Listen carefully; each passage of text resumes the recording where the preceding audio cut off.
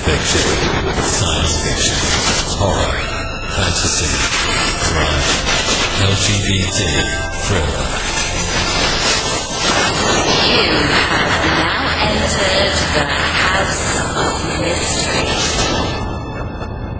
with your hosts, Eric Shapiro, David North Martino,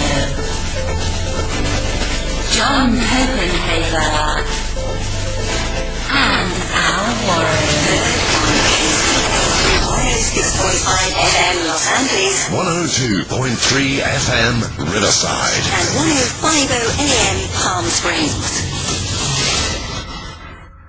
Welcome back into the House of Mystery. I'm Al Warren. Mr. John Copenhaver is here.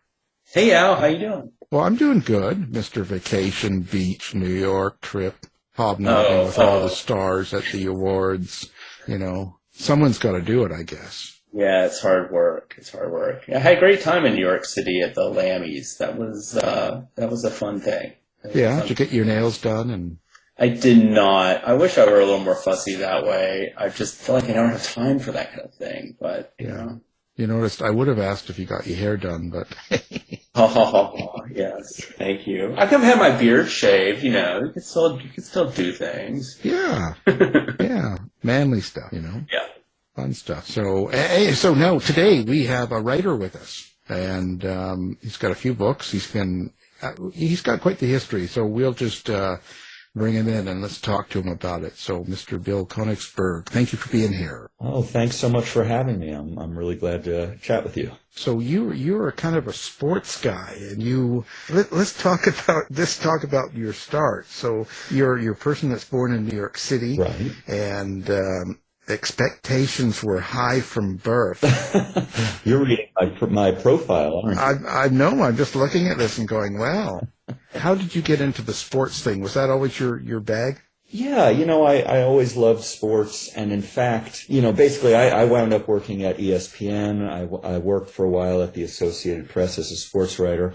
That was always what interested me. If I could have been a baseball player, I would have been. I just didn't have talent, really. Along the way, probably the big issue for me was realizing that I was gay, when I was a teenager. This was the 1980s, so it was a different time, and I just could not comprehend how somebody who was, generally masculine, who liked sports, could also be gay. It felt like something I hadn't heard of, and I know that probably sounds ridiculous now, but that's definitely how it felt growing up in the 80s.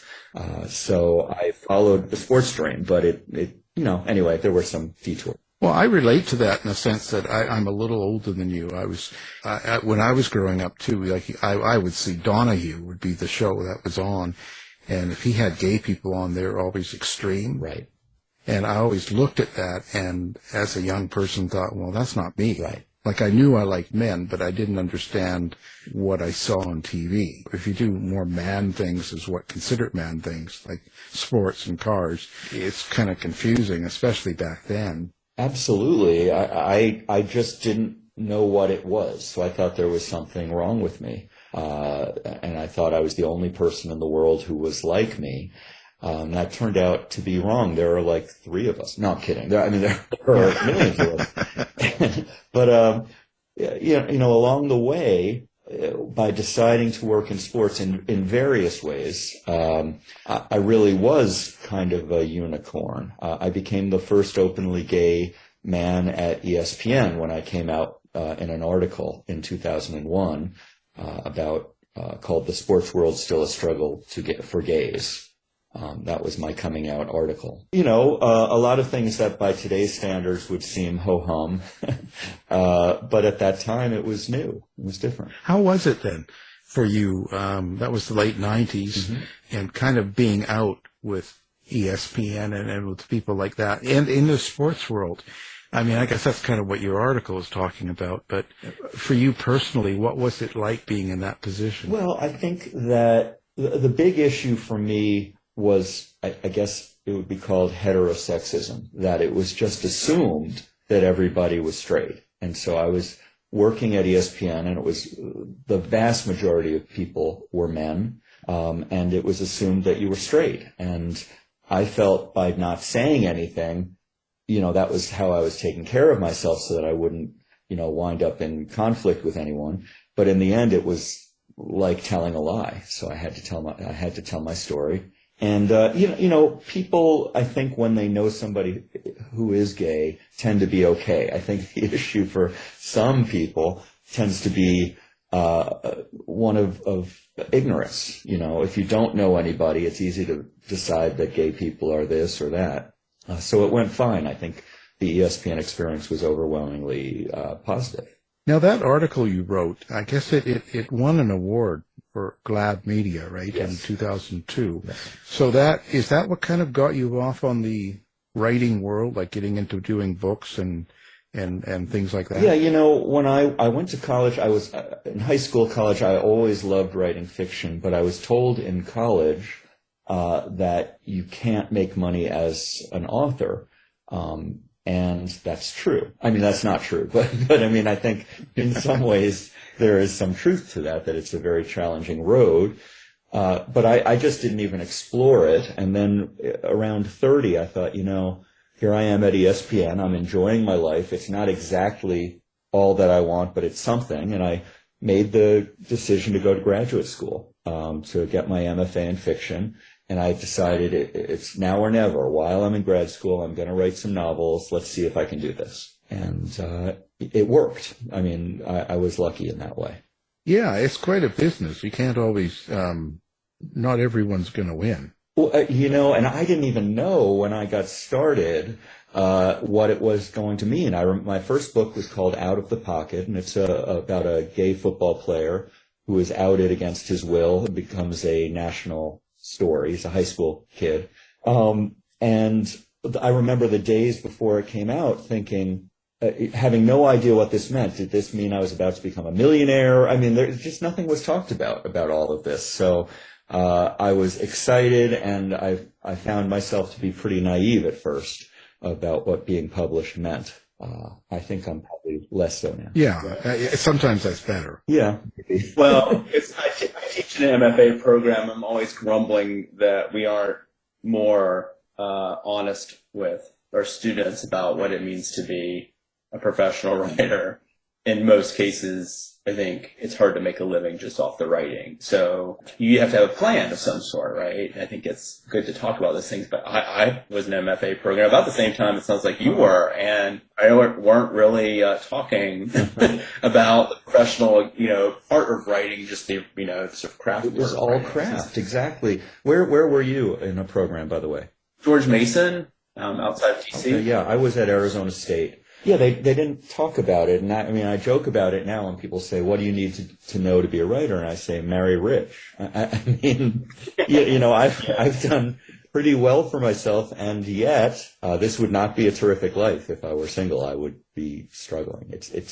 I think unless you're one of the 0.1%, this is a challenging way to make money. Well, you obviously got a husband that's too good for you. Yes. I don't want to talk about that, though. I feel like that's a boundary. No, I'm kidding. He's a sweet guy. He's a good guy. Well, but I think there also has to be a line where if you're writing for something that means something to you, like if it's important, then it doesn't matter how much money you're making other than just to live. You know what I'm saying? Like the writing part of it is what's most important in one end, and you're not necessarily going to be a millionaire from it, but you're getting your story out. That's so true.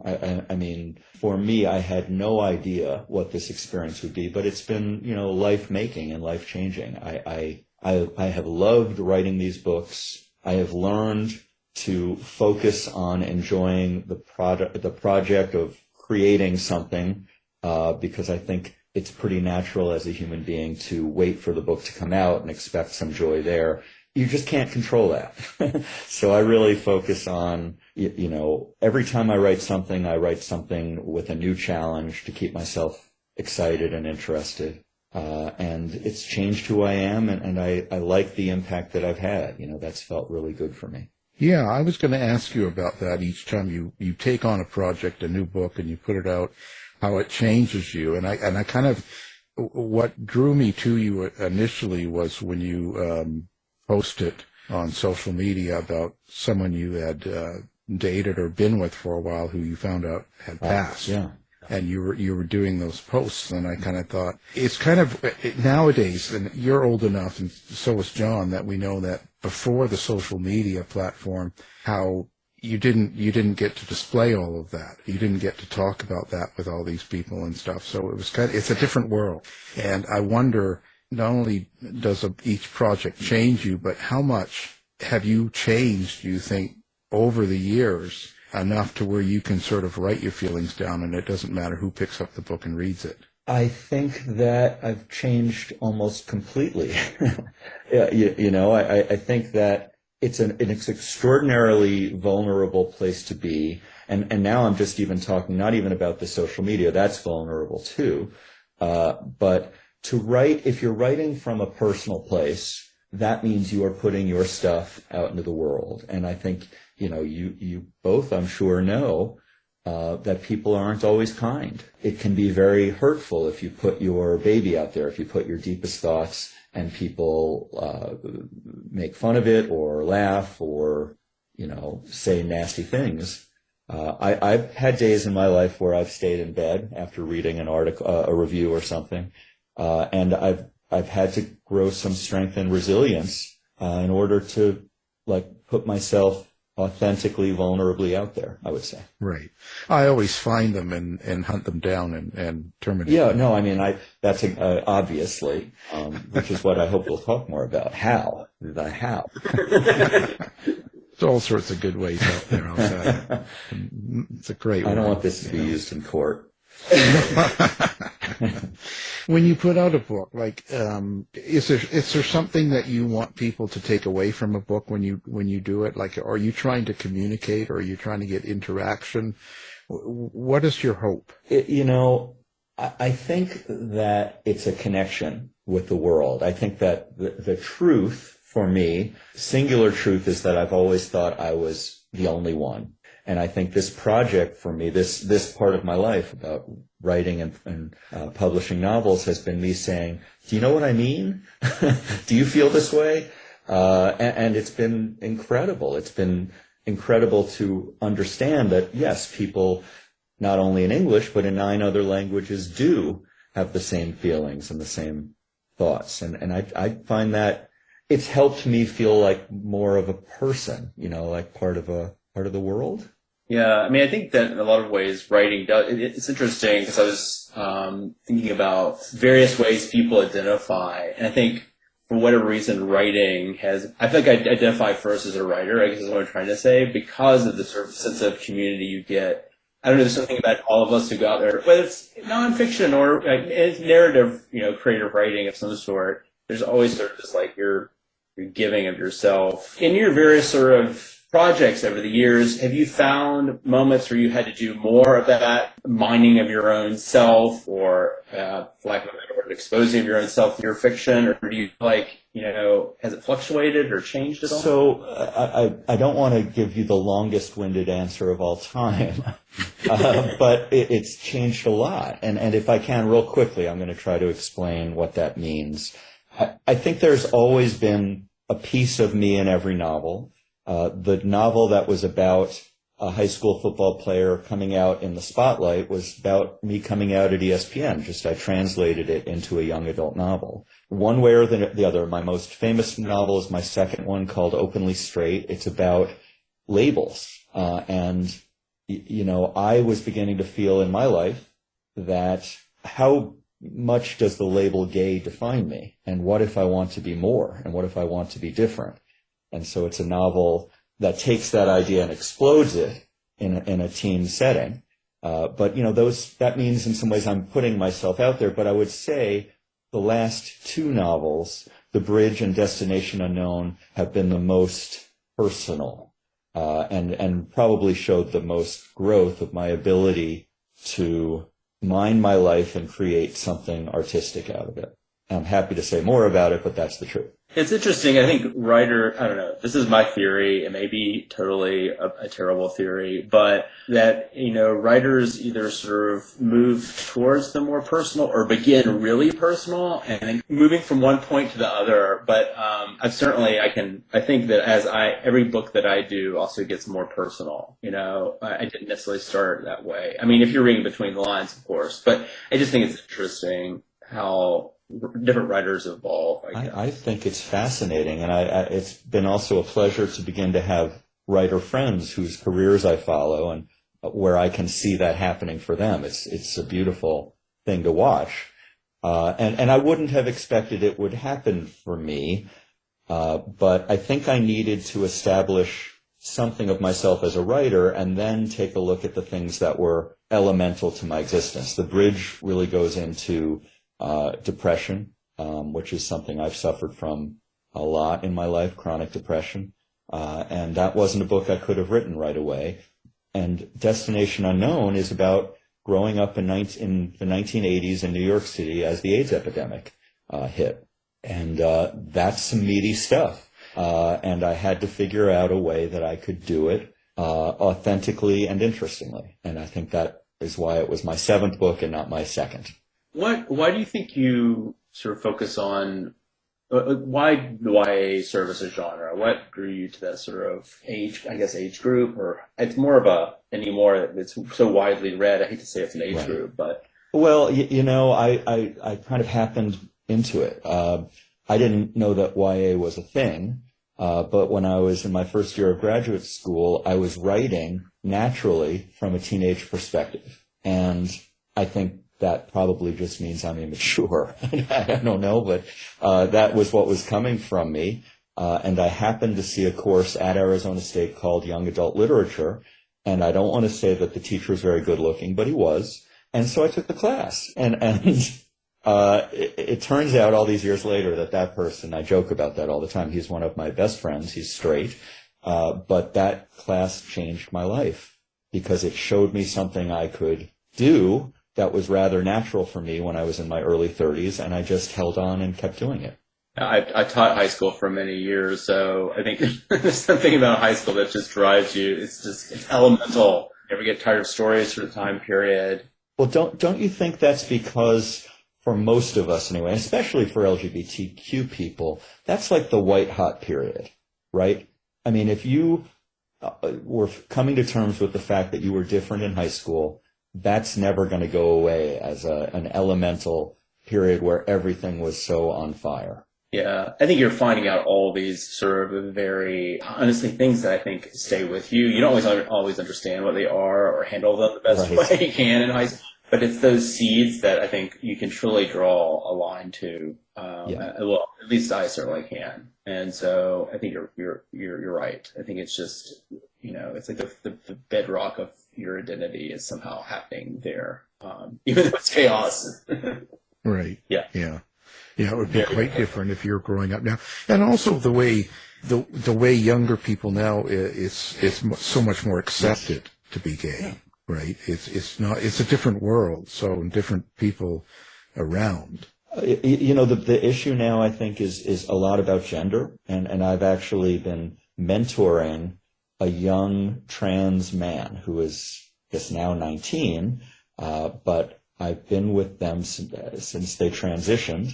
And it's a learning experience for me. I think in some ways there's an analogy that people who are trans today are kind of dealing with the same shit that people who were gay who were dealing with 35 years ago. That's a very hard thing to translate because the world is entirely different. And it's a really tough question.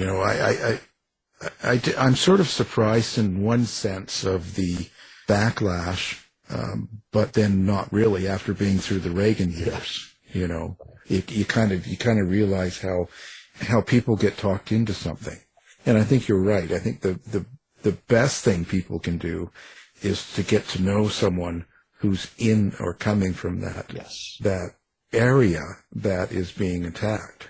Yeah, I think so. And I think that the vast majority of people have done that. I think that it's the 25 to 30% of people who can't and won't. who are driving the discussion now, unfortunately. But I also think that gender is a big area that deserves a lot of discussion and hasn't had it yet. So I think there are a lot of people who don't understand what's going on with gender. Right. There's so much more. It's crazy how everyone handles it too. Sometimes it's just. So when you were writing, you must have been. Did you write over the pandemic as well? Yes, and unfortunately, I was writing first about suicide and depression. During the pandemic, and then I was writing about a pandemic during the pandemic. So I made not good choices. Don't do that. It's kind of strange, how things like that happen. But when you were writing it, then was it pretty intense for you because the pandemic was going on? Yes, it was. I mean, the pandemic. I think sometimes I shouldn't say we. For me, it felt entirely different the first 6 months than any time after that. I mean, I was really isolated, and I assume most of us felt that way. So anything I was doing at that time felt magnified. And I think after that, like most Americans, I just started to feel angry and upset. So, it was a challenging time in our lives, and I'm so glad that it's basically over. And, along those lines, though, mining the time in my life when the AIDS epidemic was new was a lot. That's the most traumatic thing that I've gone through. Are you surprised in the way people behaved over this pandemic?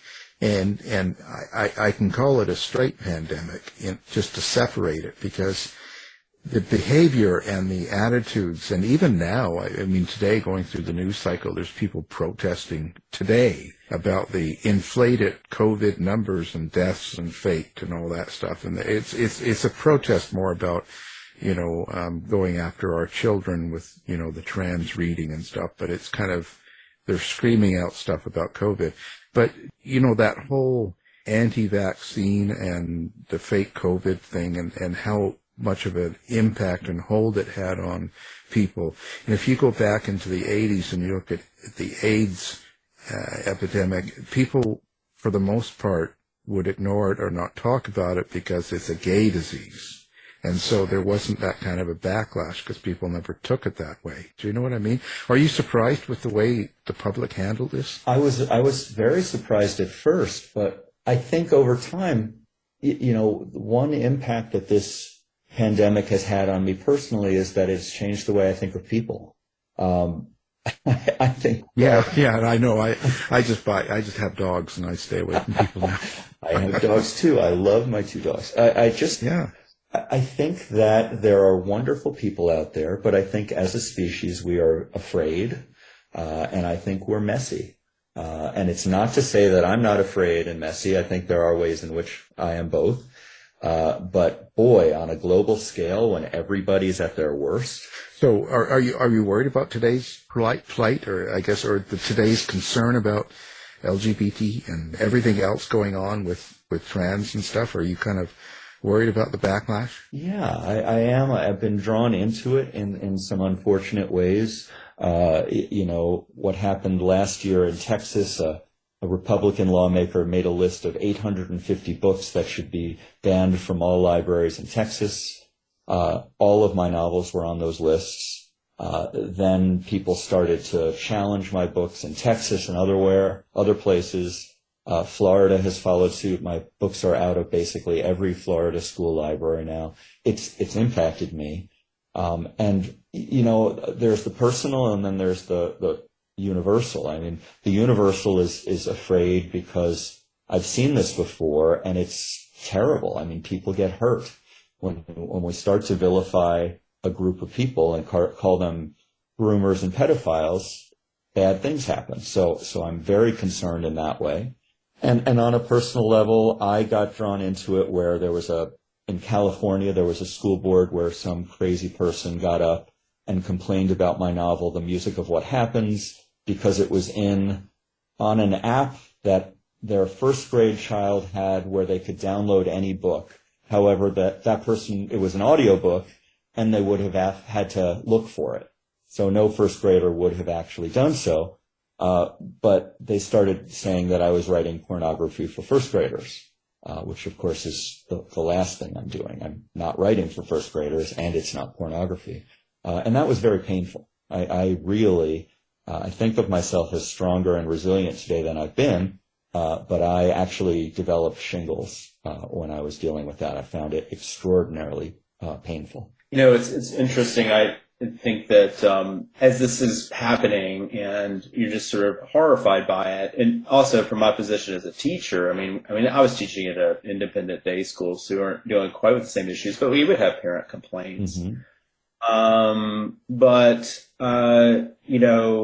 It's very different now. It feels almost unhinged. Yes. These books aren't even being read. They're just glancing at them. Right. And deciding what their content is. Mm-hmm. Right. That is exactly true. It's also true that we have come past this. So in some ways, it feels unhinged because as a society, at least in terms of gay, lesbian, bisexual issues, we've come further than this, and now we've backtracked, and that feels strange. But the virulence really comes out with the trans issue, and having felt the virulence of the gay issue in the 80s, trans people have my full attention and support. It's ugly, and I also think, as you said, when you said unhinged, I thought of the photo of the Nazi flags at Disney. Like, it feels a little bit closer to sort of actual fascism, Nazism,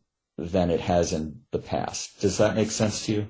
Yes. In fact, I mean, I would go as far as to argue that that is kind of the long game here. I think it's much more organized. Yeah.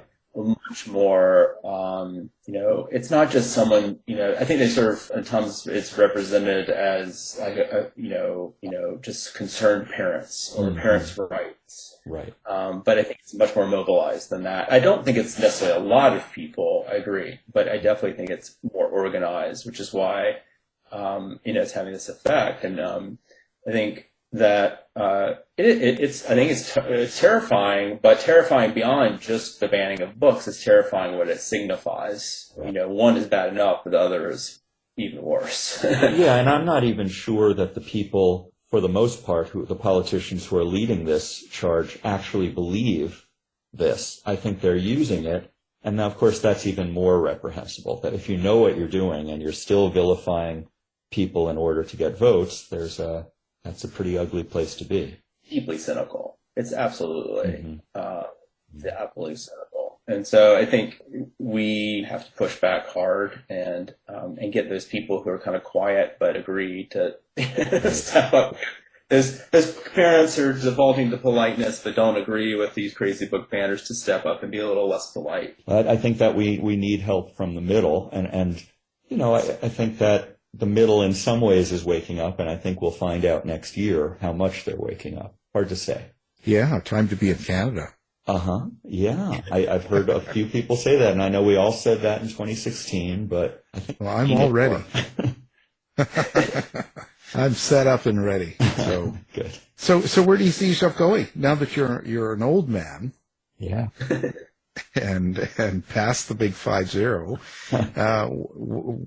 what are you going to continue to write into? Or are you going to go something completely different, or where's Bill going? I think it's a crossroads, and it's somewhere completely different. I have two places I'm going. I've worked on now for about the last year and a half my first adult novel, and it's very different. The only thing that's the same about it is that it's a coming-of-age story, but it's a coming-of-age for a middle-aged gay man. It's sort of about what it means to be an adult gay man at this time. So that's still coming of age, just different. But that I have some misgivings about. It's not working the way I want it to exactly yet. And I have another idea for young adult that I've gotten started on that is high concept. I think in some ways I've written all my trauma. I don't have anything else interior to talk about. So I'm looking at bigger stuff and trying to have a little bit more fun in my own writing. How do you get, when you're writing a book like this, or like Openly Straight or something like that, how do you get into the mind of a character that you're writing? Like, how is it that you create that character? Well, I have to hear them first. I think that I am an auditory learner. I think that my ears are probably the thing that are most special. Now I'm just picturing me with big ears, but Yeah. and I Don't hold my ears. I know what I'm doing.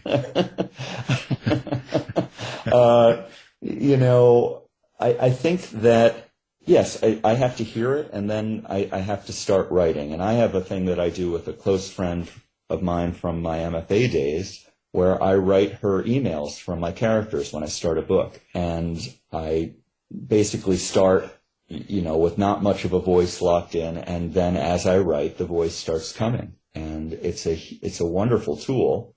And once I hear a voice, I'm set. Once I get that voice locked in, the rest, there may be some surprises, but I never stop hearing that voice. I always know what they're thinking and saying. Do you find yourself unable to drive when you hear that voice, or do they let you drive? Do you mean actual drive? Yeah, actually driving while this voice is talking to it's you and stuff. Impossible. Swerving off the road. Yeah, many crashes, many. Yeah. No, I think that it's a give and take. If I take driving to mean who's in charge, I think that there's a give and take. I think I like to be surprised by the voices. I like them to tell me stuff I don't know. That feels very alive to me. And I still, to this day, I don't really know where some of that stuff comes from. Maybe I'm spiritual, I don't know, but I do sometimes. I think, where did that come from, and how did I know to follow that road? I don't know. Just happened. Well, you're not waking up in the middle of the night with like muddy shoes and bloody hands or anything shoveled by the bed, are you? I don't want to talk about that. I told you at the beginning. We won't tell anyone. How you always ask that question? I'm thinking that maybe you're experiencing some of it. I do it all the time, but I'm proud of it. I'm proud of it. But I do wake up with voices in my head or words that I need to write down. That happens constantly to me. So I run out to my computer at 2 a.m. And write a paragraph because I'm so afraid that it will disappear. Well, but so do you develop a relationship? And I asked this one. This might not, it's a lot of the guests have said that their characters are quite often end up being very close to them. They're like family, kids, friends. Like they kind of associate them as a family member more than anything. What do you have that kind of relationship, or is it just the voice? I don't think so, but how that tracks for me is that I have a tendency to get depressed when I'm done with a book. So maybe in some ways that's like the loss of a friend or a playmate. Maybe in some ways that is what's happening. Right. I feel like I know those people very well, but, people will then sometimes ask me, well, what happens after the last page? And I'm thinking, well, don't you know how a book works? I mean, like that's the last page. Don't ask me that. But, so they cease to exist. But yeah, I'd never thought of it that way as family. Well, there you go. Something Thank to you. think about. Yeah, there you go. What's your structure? Are you the guy that outlines everything, or it just goes as it comes type thing? You just write it as it goes. There's no structure. You haven't got it planned out. You don't know where it's going to end. It just sort of goes. I sort of have often a loose structure, but I think the thing that is most important about that is flexibility and really not, really allowing things to go where they go so that I don't fall in love with my structure. But I have a general idea often of where I want to go, and only a couple times have I strayed far from that. But, because it's like that you want to say something, and, where the book goes says something. But it may turn out during the process of writing the book that what I'm saying changes. Wow, it's interesting. Are you able to just sort of turn it on? Are you the guy that sits there Monday to Friday and works 9 to 5 writing, and you can just do that, or do things interfere with that, or do feelings and things going around you, does that sort of interfere? I think at times in my writing career I have mastered the ability of just doing that 9 to 5 thing no matter what, and that's been good. It's been a good structure for me. Right now, while I feel saner than I have at most points in my life, I am not doing that. I'm allowing my life to flow the way it is flowing. And so a lot of things disrupt my writing, and I probably need to fix that at some point. Yeah. Well, actually, I do that, but I don't mind it. I think it kind of works better if you get interrupted, so to speak. Yeah. Sometimes it's better. I mean, I don't know, but like I said, there's some guys, they'll sit down and they can just power write 9 to 5, and I think that I'm probably a little bit more like you when I look over my entire career, that often I'm interrupted, but then you sort of come back to it, right? You have to, or else you'll never finish a book. Otherwise you don't get anything done. Yeah. Exactly right. You got a lot of unfinished projects. Yeah. I like starting projects. I think maybe from now on, I'm not going to be a writer. I'm just going to be a project starter. I'm going to write the first 20 pages of like 100 ideas, and that will be the rest of my life. That's right. You do the unfinished volume 1, unfinished volume 2. You can just totally. I would love just to come up with ideas and not have to sit there and get them down on the page. Yes. That is the idea. I've never understood writers who struggle with ideas, because that's fine if that's true of you, but it's like, I just don't, it's not a problem I have, but getting it down, and interruptions are just, I don't even know. Like the idea of having a sort of beautiful day of writing, I don't think I've ever had that. Something's always happening. Right, things happen, but I don't understand also what you say. I mean, ideas are easy. The hard part is where you get to that first place where the idea that is the greatest idea in the world, actually, you have to make a new choice or decision. That's usually when those ideas go away, because, every idea needs to be fleshed out. But by the way, just for anyone who is listening to this, along the lines of things to never say to authors, as far as I'm concerned, I have great ideas for books. That drives me crazy. I mean, good. I mean, like, I should write a book. I have great ideas for books. Okay. Oh, yeah. Yeah. Go write a book. They always told me. Yeah. Everyone told me I should write a book. Yeah. I'll write a book when I retire. Yeah. I have actually friends who retired and wrote books and were wonderful, but it's just an annoying thing to say. Well, it is, because like our job is so challenging. Like my husband is a lawyer, and he always says, having now watched my career for 20 years, he would easily take lawyering over writing novels. Just the truth. Do you think about your readers then as you're writing the book? Are you thinking about what they're going to think, or how they're going to do you know what I mean? Are you thinking about them? Are they over your shoulder as you're writing this? I think that perhaps they should be more over my shoulder than they are. I tend to forget about my readers and really just focus in on telling the truth.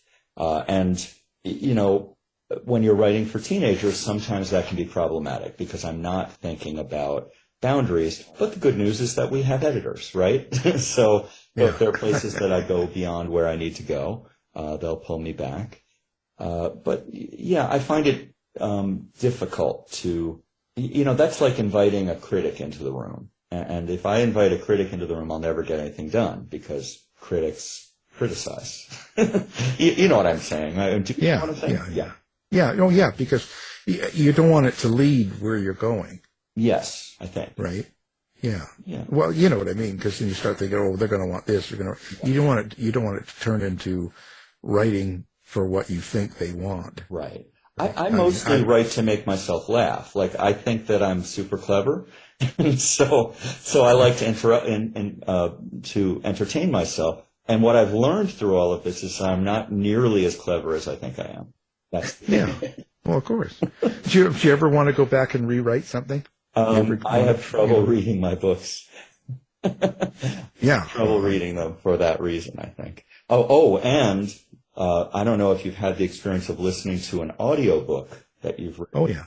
I did that on the way to LA one time, listening to the audiobook of Honestly Ben, and I had to turn it off because there was too much me in the car. I couldn't stand it. Spending too much time with myself. I needed other things. I could see that. Yeah, I'm a That's all I listen to. I'm an old man.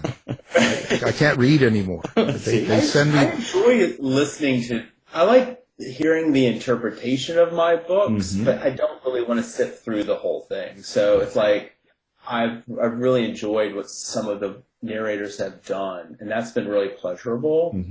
But like, I don't want to just.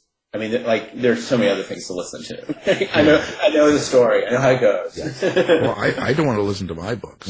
My books suck. Are you kidding? I think we all feel that way. I don't know. I mean, on the one hand, I have to say I am pleased with the 7 books that I've written. Like, on a basic level, I am glad that they are out there. I'm glad that I put in the work. I feel good about them. And on another level, I'd love to rewrite them all, make them good. Well, I think that's an endless job. You know what I mean? Because then you finish rewriting your books, and then in 10 years you want to do it again. Yeah, right.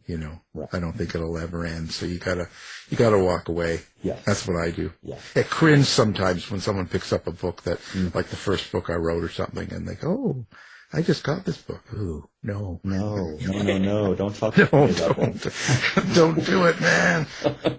Yeah, my first book, Out of the Pocket, won the Lambda Literary Award in 2008, but very clearly to me, 2 things. It's my worst book by far. I was less of a writer by far.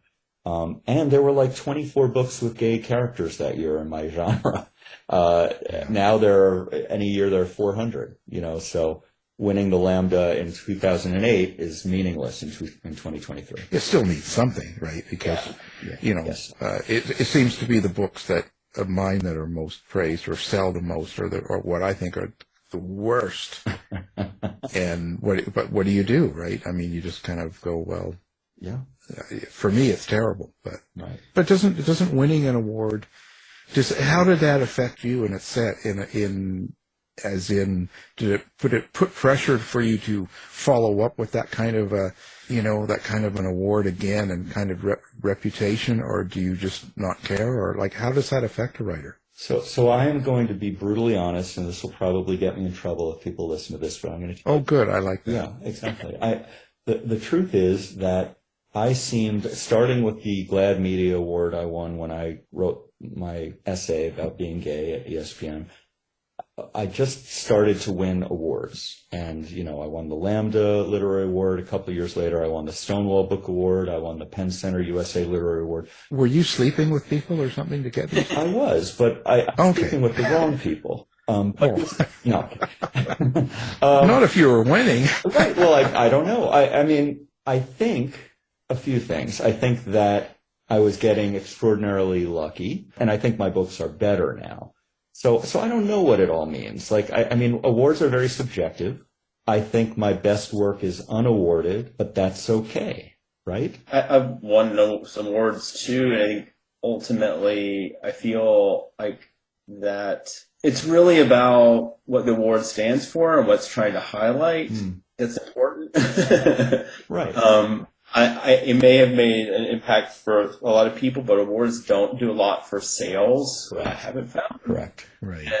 And so I think that it's very nice. It's lovely. It's wonderful, but there's a greater meaning at hand there. I was more concerned about, or not concerned, but more thinking about, like when you have a book that is real successful, or it wins awards, or it sells a lot. Just more if you feel kind of a pressure with the follow-up book that it's got to be good enough. Like, you know what I mean? You start kind of going, oh, will they like this? Yeah. I was thinking more on those lines anyway. And it's a good question. And the truth is, the way that I've always looked at it is that this is the big leagues. And so I've been aware from the beginning that I have to be at my very best in order to be good enough. Like that's just the truth, that I can't wing it. There are probably writers who can wing it. But I have to put my very all into everything I do, or it's just not going to work. So listen, Bill. Yes. How do people find you? Are you a person on social media? Have you got a lot of accounts? Are you all over the place? You got a website, pickup apps, Grindr? Where do people find Bill? So where do you find me? I think probably the place I'm certainly always on is Instagram. I have gotten the hell out of Twitter world a couple of years ago, and won't ever go back. I do Facebook, but I think I'm now closest to, my account is private and I've close to 5,000 friends. So Instagram is best on social media. I think it's Bill Konigsberg or B. Konigsberg. And I have a website, www.billkonigsberg.com. And I'm not on Grindr. So sorry. Oh, that's all right. I mean, well, I certainly appreciate you being here and talking, and I've taken a lot of notes and I've learned a lot here. Thank you. Learned I really enjoyed the flexible and whips and all that stuff. I've enjoyed the conversation with both of you. Thank you. Well, we'll have all of we'll have your books, website, and everything up on our page or our website as well, so people know and they can, listen. They can do one click, and we'll also have some private pics with whips for everyone. So thank you. I need to send you some stuff, obviously. Oh, great! I'm waiting. Thanks, guys. I'm 61 in a week, so I take in anything now. God. Oh, poor Al. Well, Bill Konigsberg, thank you for being here. Thank you so much. Thank you. You've been listening to the House of Mystery radio show. To find out more about our guests, hosts, or show, go to www.houseofmystery.com. Show's over for now. Was it as good for you as it was for me? Well, good night. This has been a production of Something Weird Media. I'll be back.